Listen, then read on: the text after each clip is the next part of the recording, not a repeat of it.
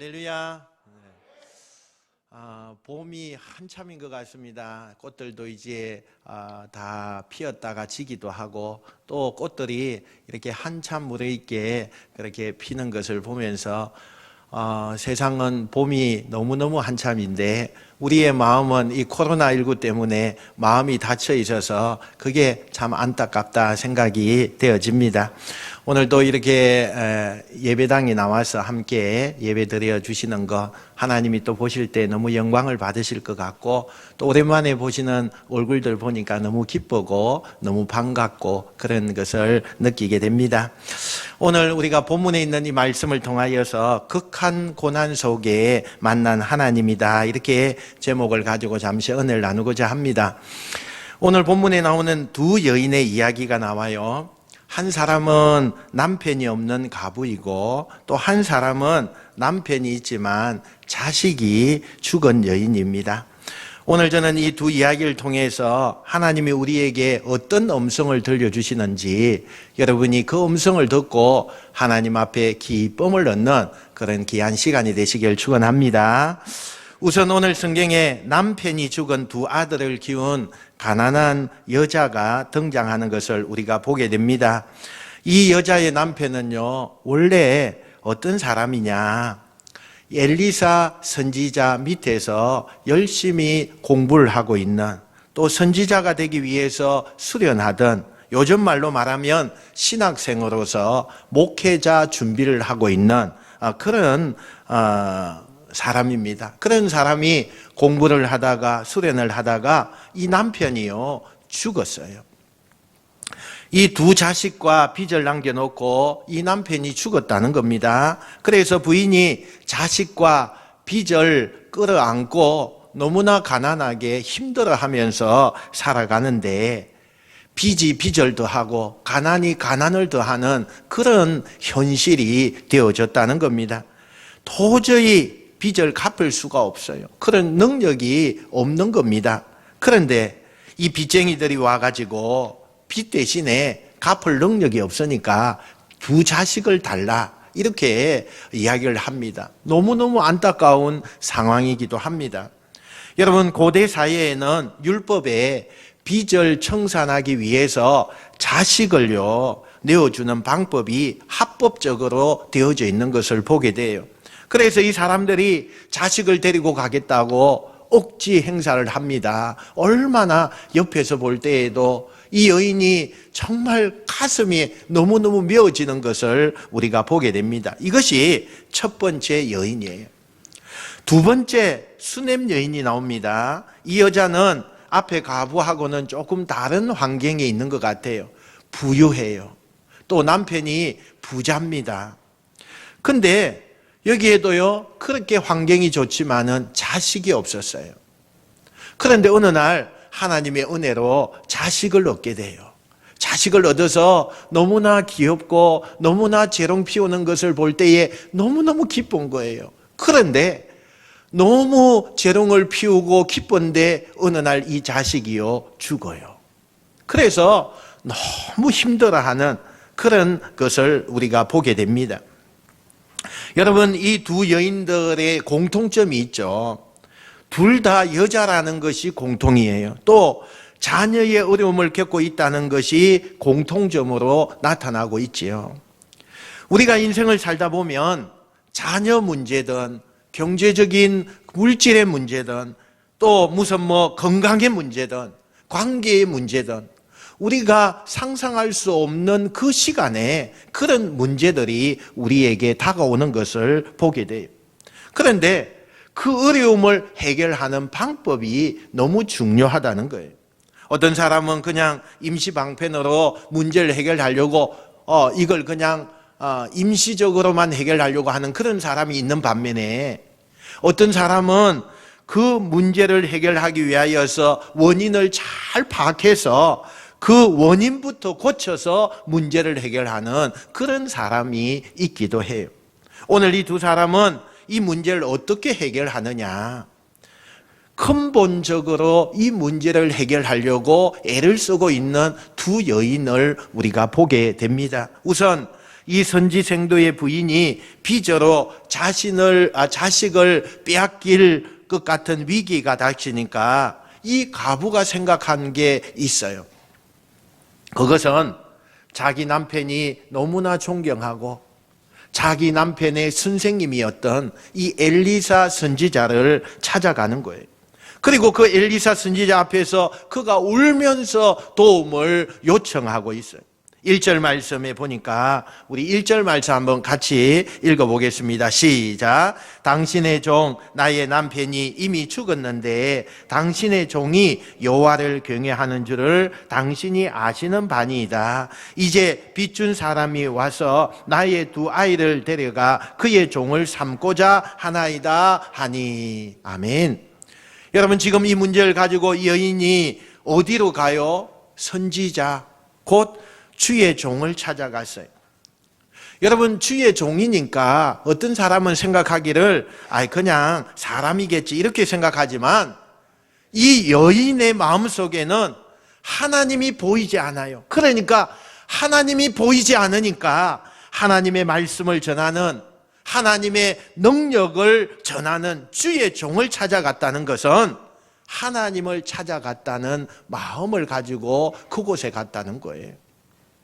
또 두 번째, 아들을 잃은 이 여인이 어떻게 아들을 잃게 되느냐? 이 여인은요, 수넴이라고 하는 지역에 사는 여자예요. 그래서 수넴 여자라고 이야기해요. 이스라엘 위쪽에 있는 마을인데 그쪽에 엘리사 선지자가 자주 가서 선교를 하던 그런 곳이에요. 그런데 그 지역의 유지였던 이 수넴 여인이라고 하는 사람이요, 그 엘리사 선생님이 와서 선교하는 그 모습을 보면서 너무너무 감동을 받게 돼요. 그리고는 그 선지자를 존경하게 되어요. 얼마나 은혜스럽고 남에게 유익을 많이 끼치고 얼마나 남을 많이 도와주고 좋은 말씀을 통해서 가정들이 막 회복되어지는 그런 일들을 보면서 그곳에 유지였던 이 여인이 남편하고 생각을 하게 돼요. 우리가 이 엘리사 선생님을 우리가 잘 대접하자, 또 식사도 우리가 대접하자, 이렇게 하면서 자주 그곳에 올 때마다 식사도 대접하고 너무나 친절하게 자기 집에서 쉬게끔 그렇게 했어요. 그런데 또 생각을 깊이 해보니까 이 엘리사 선지자가 너무 이곳에 와서 선교하는 그 부분이 많으니까 차라리 우리가 방을 하나 만들어서 그 방에다가 우리 선생님이 오셔서 너무 피곤할 텐데 그 쉬게끔 하자. 남편하고요, 그렇게 의논을 하고 게스트하우스를 하나 만들었다는 거예요. 여러분, 이 엘리사 선지자가 그 모습을 보면서 너무 고맙잖아요. 너무 고마워요. 아니, 이렇게 내가 사역을 하는데 지지해주고 격려해주는 평신도가 있다는 것이 너무 고마워서 이 엘리사가 이 수넴 여인에게 내가 무슨 축복을 하면 좋을까 생각을 하게 돼요.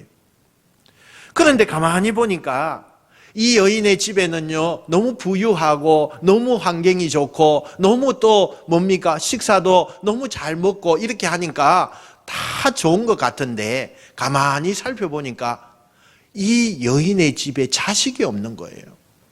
자식이 없어요. 다른 것은 다 좋아요.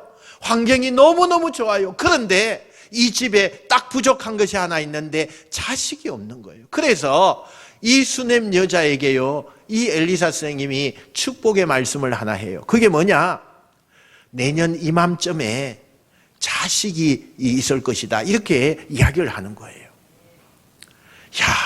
이 수넴 여자가 가만히 보니까, 생각해 보니까 남편이 나이가 많아요.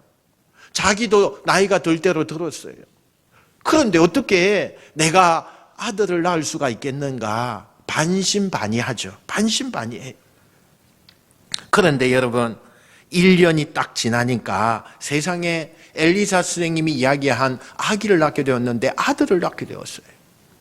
할렐루야.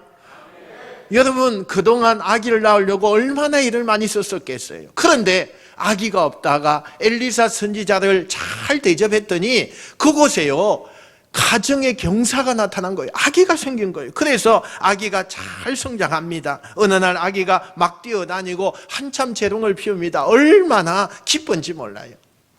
너무너무 즐거워요. 너무너무 기뻐요. 그냥 가정이 그냥 웃음으로 가득 차는 것을 보게 돼요. 그런데 아버지가 일하는 밭에 이 아이가 아빠를 만나러 가는 거예요. 여러분, 이 중동 지역이라고 하는 곳은 날씨가 굉장히 뜨거워요. 그래서 일사병에 걸리는 사람들이 참 많다고 그래요. 그런데 여러분, 햇빛이 강하니까 이 어린아이가 나갔다가 아빠가 있는 그 들로 나갔다가 일사병에 걸립니다. 아이가 상태가 이상하니까 빨리 아이를요, 이 아버지가 엄마에게 집으로 보냅니다. 그런데 아이가 집에 와서 엄마 품에 안겨서 그냥 눈을 뜨지 못하고 죽는 거예요. 이때 이 수녀 여인이 아들이 죽었다는 이 사실을 인지하고 통곡하면서 뭘 하느냐. 여러분, 보통 중동 지역은 사람이 죽으면 여러분 24시간 안에 장례를 치러요. 왜 그러냐면 오늘날 우리나라처럼 3일장을 하고 5일장을 할 수가 없는 것이 그 나라는 너무 더워요. 그래서 시신이며 부패가 너무 빨리 와요. 그러니까 하루 만에 이 시신을 장례를 해야 되는데 이 여인이 아들이 죽었는데 그 아들을 엘리사가 쉬는 그 게스트하우스에다가 그 침대에다가 눕혀놓고 그리고는 곧바로 엘리사가 있는 갈멜산 그곳을 향해서 뛰어가기 시작합니다. 엘리사를 만나러 간다는 거예요. 이 두 여인이 다 지금 본인들이 감당할 수 없을 만큼의 어려움을, 큰 고통을 만났어요. 하나는 자녀들이 지금 노비로 끌려가게 생겼고, 하나는 그렇게 재롱을 피우고 즐거워했던 그 아이가 죽었어요. 그런데 이 절대절명의 위기와 어려움 속에 이 두 여인이 선택한 방법이 뭐냐? 여러분, 그 방법이 뭐예요? 문제를 가지고 하나님께로 나아갔다는 거예요. 여러분, 이 빚을 여인이 오늘 성경 1절에요. 앞절에 보니까 이렇게 되어 있어요. 선지자의 제자들의 아내 중에 한 여인이 엘리사에게 부르짖어 이르되, 그렇게 했어요. 한번 따라 합시다. 부르짖어.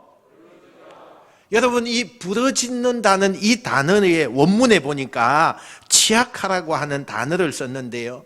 하나님께 나가서 자신의 문제를 가지고 부르짖으며 눈물로 하나님 앞에 매달렸다는 뜻이 담겨져 있는 단어예요. 또 여러분 27절에 보니까 이 수넴 여인이 죽은 아들을 놓고 어떻게 하느냐, 하나님의 사람에게 나아가서 그 발을 아는지라, 이렇게 이야기를 해요. 그렇게 해놨어요. 엘리사 앞에 나가서 그 발 앞에 엎드려 가지고 엘리사의 그 발을 붙잡고 통곡하면서 내 아이가 죽었습니다, 내 아이를 죽었습니다, 이렇게 하면서 그가요 하나님의 사람에게 호소하고 있는 것을 보게 돼요. 두 여인이 다 자식이 노비로 끌려가고 자식이 죽은 이 상황에서 하나님께 나가서 눈물로 애통하면서 너무나 간절하게 호소했다는 거예요. 여러분, 기억할 게 있어요. 하나님은 눈물을 통해서 기도하는 자의 기도를 하나님이 들어 응답해 주십니다. 눈물이라는 것은 인간이 낼 수 있는 가장 간절한 마음이에요. 가장 신실한 마음에서 눈물이 나와요. 가장 우리 속 밑에 숨어 있는 감정이 드러나는 게 그게 바로 눈물이에요. 하나님은 진심을 다해서 눈물로 기도하고 몸부림으로 호소하는 사람들의 그 기도를 절대로 내버려 두지 않는다는 사실을 여러분 믿으시길 축원합니다. 여러분, 여러분의 문제가 있습니까? 하나님 앞에 눈물로, 여러분 몸부림으로 하나님을 찾으시길 축원합니다. 만약에 이 두 여인이 걱정만 하고 있었다면 문제가 풀리지 않았을 거예요. 어떻게 하지? 내가 지금 이 상황에 어떻게 하면 좋을까? 내가 어떻게 할까? 이렇게 그냥 푸념만 하고 걱정만 하고 상심만 했다면 그 문제는 풀리지 않았을 거예요. 그런데 여러분, 이 두 여인은요, 하나님 앞에 나가서 매달렸습니다. 하나님께 부르짖었습니다. 하나님께 간구했습니다. 거기서부터 문제가 풀리기 시작했다는 거예요. 여러분, 오늘날 여러분 어떤 삶의 문제를 가지고 계십니까? 여러분, 하나님께 매달리십시오. 하나님은 그 하나님의 이름을 놓지 않고 눈물로 호소하며 매달리고 부르짖는 여러분에게 하나님은 응답의 축복으로 역사하신다는 것을 여러분 믿으시길 축원합니다. 자식이요, 노비로 끌려갈 위기에 처해서 엘리사 앞에 와서 난 남편이 죽고 너무너무 힘듭니다. 홀로 가부가 되어서 자식을 키우는데 너무너무 힘들어서 견딜 수가 없습니다. 이렇게 하나님의 사람 엘리사 선생님에게 호소를 해요. 이렇게 자기 사정을 이야기하니까 엘리사가요, 그 딱한 가부에게 뭐라고 말하느냐. 오늘 2절 말씀인데요, 한번 같이 읽어보겠습니다. 2절 말씀이에요. 시작. 엘리사가 그에게 이르되 내가 너를 위하여 어떻게 하랴? 내 집에 무엇이 있는지 내게 말하라. 아멘. 여러분, 이 말씀은 굉장히 의미 있는 말씀입니다. 엘리사가 지금 이 가부에게 너희 집에 무엇이 있는지 내게 말하라. 이 말은 만약에 뒤집어서 엘리사가 너희 집에 뭐가 없느냐, 뭐가 필요하냐, 만약에 이렇게 말했다면 이 여인이 없는 것을 말하려고 할 때에 그 없는 것이 너무너무 많을 거예요. 아마 밤을 새워서 다 이야기를 못할 정도로 너무너무 많을 거예요. 돈도 없고 집도 없고 나는 뭐 보험도 안 되고 자동차도 없고 뭐도 없고 온통 없는 걸 이야기하면서 불평하고 부정적인 이야기를 아주 강하게 할 수 있을 거예요. 그런데 엘리사는 그 여인에게 불평을 듣고 싶지 않았어요. 내게 있는 것이 무엇이냐? 내가 가지고 있는 것이 지금 뭘 가지고 있느냐라고 물어봤어요. 여러분, 하나님은 우리에게 묻는 거예요. 우리가 어떤 문제를 만났든지 간에 하나님이 우리에게 묻는 건 없는 것 이야기하지 말고 내가 지금 있는 것, 그게 뭐냐? 우리의 생각을 긍정적으로 바꾸라는 거예요. 그러니 이 여인이 대답하지요. 기름 한 그릇 외에는 아무것도 없나이다. 내가 지금 가지고 있는 거라고는 집에 물어지는 그 물음에 내가 대답한다면 우리 집에 지금 내가 가지고 있는 것은 마지막 남은 기름 한 병 외에는 나는 아무것도 가지고 있는 것이 없습니다. 이때 엘리사가 그의 생각을 교정해요. 나는 아무것도 없습니다. 이렇게 말하는 그 여인에게 뭐라고 해요? 아니다. 아무것도 없는 게 아니라 너에게 아직도 기름 한 병이 있느니라. 여러분, 이 말은 지금 우리의 말로 바꿔 말하면 하나님이 너에게 아직도 가능성이 있다는 거예요. 우리는 나는 이제 다 끝났다.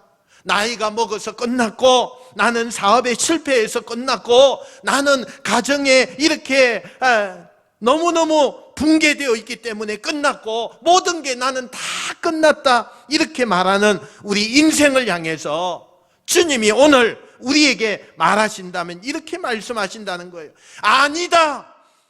너는 아직도 가능성이 있다. 나는 너를 끝났다고 말할지 모르지만, 남들이 너는 이제 실패자라고 말할지 모르지만 너는 아직도 가능성이 있다, 이렇게 말씀하신다는 거예요. 그리고는 그 기름을 가지고 놀라운 기적을 일으켰어요. 예수님이 가나 혼인잔치에서 물이 변하여 포도주가 되게 하시는 우리 그 기적을 성경을 통해서 우리가 잘 알고 있잖아요. 그 기적을 일으킬 때에 사용되었던 것은 흔히 어느 집에서나 어떤 가난한 사람이든 부자든 간에 다 평범하게 있는 것, 그 항아리, 그 항아리를 사용해서 기적을 일으키셨어요. 사람의 눈으로 볼 때는 아주 보잘것없고 평범해 보이는 그것이지만 그것이 하나님의 눈에 비칠 때는, 그것이 하나님의 손에 들려질 때는, 그것이 하나님의 손에 사용되어질 때는 놀라운 역사를 일으킨다는 사실입니다. 여러분 손에, 여러분의 가정에, 여러분의 인생에 남들이 볼 때 별거 아닌 것 같이 느껴지고, 나는 남들에 비교하면 너무 작은 것밖에 없는 것 같이 여겨질지라도 그것이 하나님의 손에 붙들려지고 사용되면 누구도 사용할 수 없는 위대한 축복의 도구가 된다는 것을 여러분 믿으시길 축원합니다. 남들이 보는 게 중요한 게 아니에요, 여러분. 하나님이 보는 게 중요해요. 하나님의 눈으로 우리가 비춰지는 게 중요하다는 거예요. 작은 것을 여러분 부끄러워하지 마세요. 가난을 부끄러워하지 마십시오. 배우지 못한 것을 부끄러워하지 마십시오. 내게 있는 생명을 자랑하세요. 내게 있는 희망을 자랑하십시오. 내 입술에 긍정의 고백을 여러분 자랑하십시오. 하나님은 그것만 가지고도 여러분에게 축복해 주실 줄 믿습니다. 엘리사가 기름밖에 없다고 하는 이 여인에게 아니다, 너는 아직도 기름 한 병이 있다 라고 말하면서 3절에 이렇게 말해요. 한번 같이 읽어볼까요? 3절 말씀 시작. 너는 밖에 나가서 모든 이웃에게 그릇을 빌리라. 빈 그릇을 빌리되 조금 빌리지 말고. 아멘. 최대한 많이 그릇을 빌려라. 빈 그릇을 빌려오래요. 이 여인이 나가서 엘리사 선지자가 시키는 대로 이웃집에 다니면서 그릇을 막 빌려와요. 그릇을 잔뜩 빌려왔어요. 아마도 이 여인이요, 비록 가난했지만은 인심은요, 인심은 이렇게 사라지지 않은 것 같아요. 그래서 사람들이 그릇을 빌려줬겠지요. 최대한 많이 빌려올 만큼 빌려왔어요. 그리고 엘리사 선지자가 가지고 있는 그 빈 그릇에 내가 가지고 있는 기름병을 갖다 부어라 이렇게 말했어요. 여러분, 이 이야기가 얼마나 허무맹랑합니까? 그릇을 잔뜩 빌려다 놨어요. 아마 방에다가 그릇을 아마 차곡차곡 쌓아놓은 것이 그냥 가득했을 거예요. 그런데 하나밖에 없는 기름 한 병, 그것을 갖다 부어래요. 그릇 한 그릇에서도 가득 되어지지 않을 만큼의 그런 병을 부어라 그렇게 해요. 너무 허무맹랑하잖아요. 여러분, 제 3자가 들으면 이건 성경이 거의 무협지 수준이다 이렇게 생각하지 않겠어요? 따라합시다. 우리는 못해도 하나님이니까 가능합니다. 여러분, 그래요. 우리의 상식이 아니라 하나님의 눈으로 보면 이런 모든 것은 다 가능하다는 말이에요. 그런데 제3자가 보면 참 말과 행동이요 너무 어처구니가 없고 허무맹랑하고 황당하잖아요. 지금 문제를 해결하러 갔는데 너무나 황당한 대화를 서로 주고받고 있는 거예요. 황당한 행동들을 하는데 더 심각한 것은 이 여인과 이 엘리사가 그 이야기를 심각하게 지금 주고받고 그 행동을 지금 하고 있다는 거예요. 왜 그랬을까? 남들이 볼 때는 너무 황당한 이야기지만 이 두 사람에게는 하나님을 신뢰하는 믿음이 있었다는 거예요. 우리가 부르짖어 기도하면 외면하지 않으시는 하나님을 믿었기 때문에 이런 대화와 이런 행동이 나타나게 되었다는 거예요. 여러분, 우리가 이 믿음의 경지에 오르게 되길 축원합니다. 남들이 볼 때는 황당하게 여길지 모르지만 우리가 믿는 하나님은 그렇게 할 수 있기 때문에 남들이 말하는 그 황당함을 넘어서 우린 진지하게 이 이야기를 받아들일 수 있는 믿음이 사람이 되어야 한다는 거예요. 그릇을 최대한 많이 빌려오라고 하고 기름을 갖다가 부어라 그랬더니 오늘 5절 6절 말씀요 한번 읽어봅시다. 5절 6절 말씀입니다. 시작. 여인이 물러가서 그의 두 아들과 함께 문을 닫은 후에 그들은 그릇을 그에게로 가져오고 그는 부었더니 그릇에 다 찬지라. 아멘. 그릇이 어떻게 되었다고요? 기름을 부었더니 첫 번째 그릇도 차고, 그런데 기름이 계속 나와요. 그래서 두 번째 그릇에도 기름을 부었는데 그 기름이요 다 차고 난 다음에 또 기름이 나와요. 또 세 번째 그릇에도, 네 번째 그릇에도, 다섯 번째 그릇에도 아멘이 나올 때까지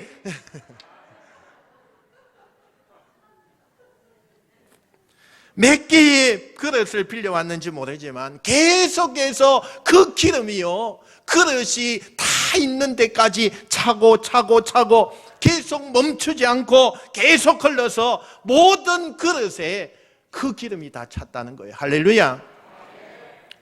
너무 놀라우니까 이 여인이 자기에게 일어난 일을 가지고 곧바로 엘리사에게 찾아가서 선생님이 이야기한 것처럼 내가 했더니 기름이 온 그릇에 다 찼습니다. 기적이 일어났습니다. 눈으로 보고 믿기지 않는 일이 일어났다는 거예요. 그때 이 이야기를 듣고 엘리사가 다 알고 있다는 듯이 오늘 7절에요 이렇게 이야기해요. 읽어봅시다. 시작. 너는 가서 기름을 팔아 빚을 갚고 남은 것으로 너와 내 두 아들이 생활하라 하였더라. 아멘. 여러분, 이 말씀에서 중요한 세 가지의 진리가 있어요. 첫째는요, 하나님은 이 여인이 빌려온 만큼 채워주셨다는 거예요. 이 여인이 빌려온 만큼 채웠어요.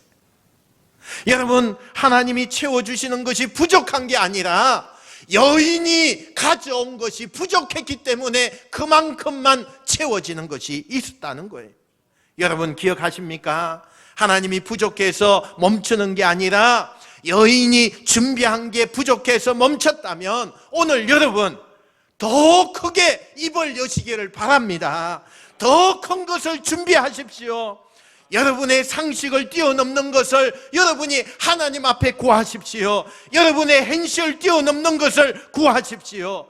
하나님은요, 우리가 상상하지 못하고 예측하지 못하고 수를 헤아릴 수 없을 만큼 많은 것을 부어주실 수 있다는 것을 여러분 믿으시길 축원합니다.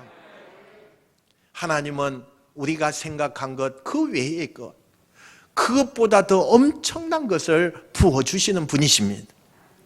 좋은 믿음은요, 내가 생각한 만큼 부어주는 게 그게 좋은 믿음이 아니에요. 정말 좋은 믿음은 하나님이 바라시는 것만큼 우리가 입을 넓게 여는 거예요. 어떤 사람은 에이, 상식적으로 우리가 생각해 보자, 이건 안 되는 거야, 이건 할 수 없는 거야, 이건 하나님으로부터도 우리가 너무 큰 걸 바라고 있는 거예요. 맞는 이야기지만 대단히 신앙적으로 볼 때 불신앙적인 거예요. 믿음을 경험하지 않는 사람에게는 이 말이 맞아요. 그러나 믿음을 경험하는 사람에게는 이 말은 모순적인 이야기예요. 내 상식만큼 구하는 것은 그건 믿음이 아니에요. 그건 철학이고, 그건 수학이고, 그건 과학이고, 그건 경제 논리요. 여러분, 믿음에서, 성경에서, 신앙에서 말하는 것은 내 상식을 뛰어넘는 거예요. 내 상식을 뛰어넘는 거예요. 하나님은 무한하신 분이에요. 한계가 없는 분이에요. 우리에게 모든 것을 하실 수 있는 분은 그 하나님이신 거예요. 그것을 응답하시는 하나님.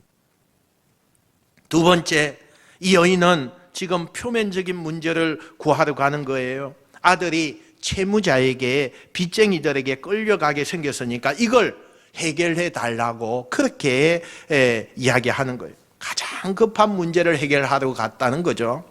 그런데 엘리사는 표면적인 문제를 가지고 온 이 여인에게 근본적인 문제를 해결해 줬어요. 당장 빚만 갖고 살면 이 의인은 또 빚을 지게 될 거예요. 가난하니까. 그런데 빚을 다 갖고 이제는 먹을 만큼 다 먹고 또 그 기름을 팔아서 앞으로 먹을 만큼 또 더 주는 것.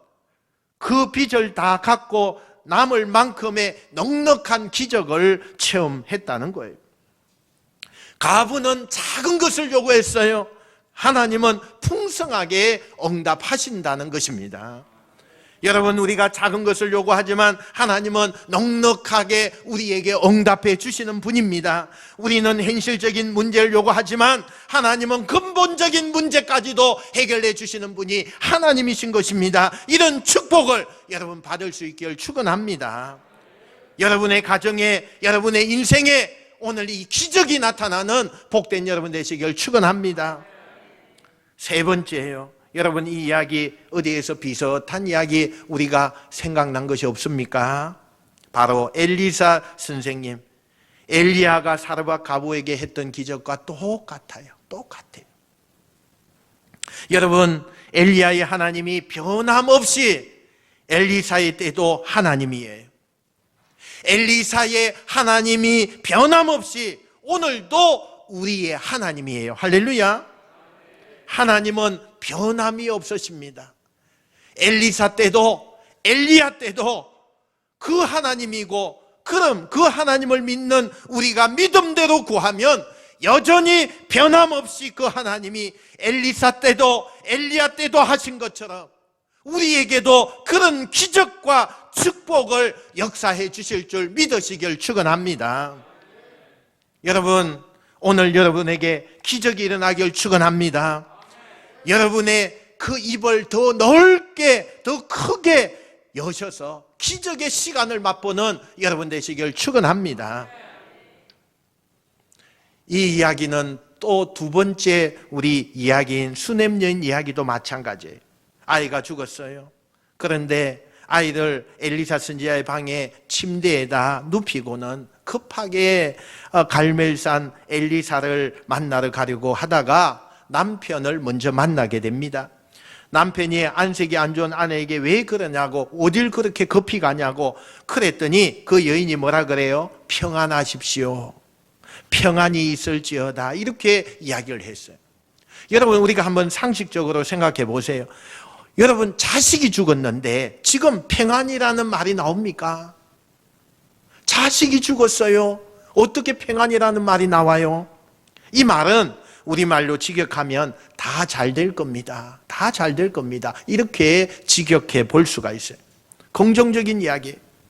그리고는 엘리사를 만나러 갈멜산에 갔는데 처음에 엘리사를 만나는 게 아니라 엘리사 선생님을 수종드는 게하시를 만나게 돼요. 그 게하시를 만나면서도 이 게하시가 어떻게 이렇게 급하게 오셨느냐고, 왜 이렇게 급한 마음으로 이렇게 뛰어오셨느냐고 이렇게 하니까 그때도 뭐라고 그래요? 자기 문제를 해결하지 않고 평안이 있습니다. 잘 될 겁니다. 이렇게 이야기를 해줘. 그리고는 엘리사를 만나게 됩니다.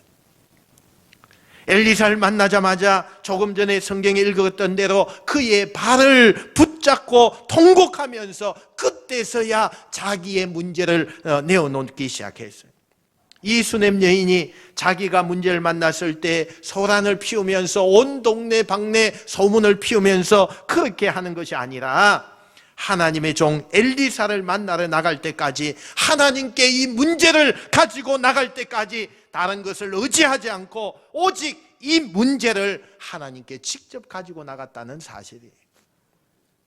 여러분, 우리는 너무 믿음을 가지고 있는 사람이요, 자꾸 중간에 다른 장벽을 의지하는 일이 너무 많아요.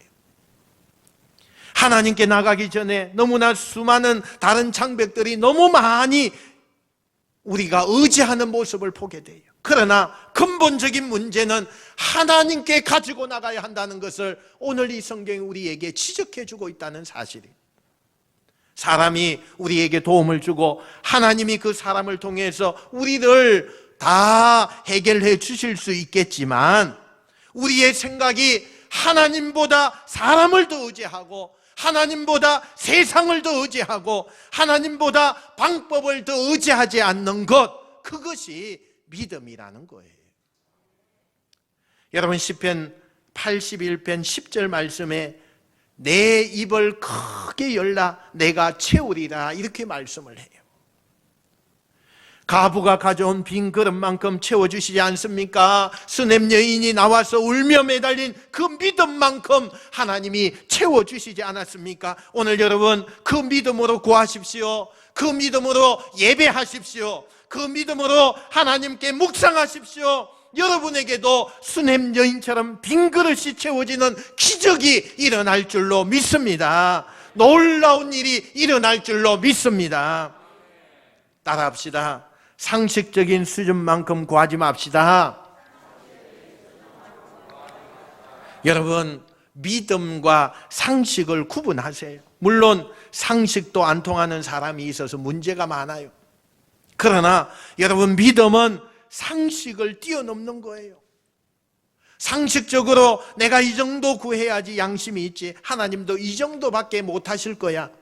상식적으로 이 정도는 할 수도 있을 거야. 이거 아니에요, 여러분. 내 입을 넓게 열라. 할렐루야. 내 입을 크게 열라.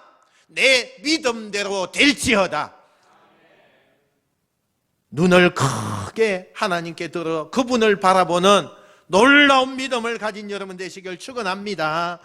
사랑하는 성도 여러분, 인생에 여러 가지 위기가 올 수가 있습니다. 그 위기를 해결하는 방법이 세상에는 돈일 수도 있고 능력일 수도 있습니다. 그러나 우리 그리스도인에게는 오직 하나님을 바라볼 때, 오직 하나님께 그 문제를 가지고 갈 때, 그때 근본적인 해결이 나타나는 것을 여러분 믿으시길 축원합니다. 여러분, 지금 가지고 있는 그 문제를 이제는 하나님 앞에 더 가까이 가지고 가십시오. 상식을 뛰어넘는 믿음을 가지고 하나님 앞에 매달리시는 여러분 되시길 바랍니다. 하나님이 살아계심을 통하여서, 어려움을 통하여서 하나님이 만나지는 역사가 있게 하시고, 하나님이 살아계심을 체험할 수 있는 아름다운 성도들이 여러분이 되시기를 주님의 이름으로 축원드립니다. 축원드립니다. The church has often been called a hospital for the sick. And the Western world is more sick than ever before. Not just with COVID-19, but with a pandemic of fear. Likely end up infecting most people in the Very world. concerning. You're concerned? Very. Coronavirus panic shopping. Yet for the first Sunday in history, many church buildings look like this. Virus has church after church Dozens canceled Sunday services because of the Churches outbreak. will be suspended. What does this mean for the church and for the world? If the church is a building, then what happens when they're closed? If it's an event, then what happens when they're cancelled? And how do we respond in a world that has never looked so shaken? But could this actually be the church's finest hour? To be what the Bible calls us to be? Because the church isn't a building, and it's not an event. You see, even in the midst of this unprecedented global pandemic, I just want one pack. this is the church. There's no toilet paper in the entire store. We're handing out toilet paper. God bless you. Thank you very much. In the midst of the fear,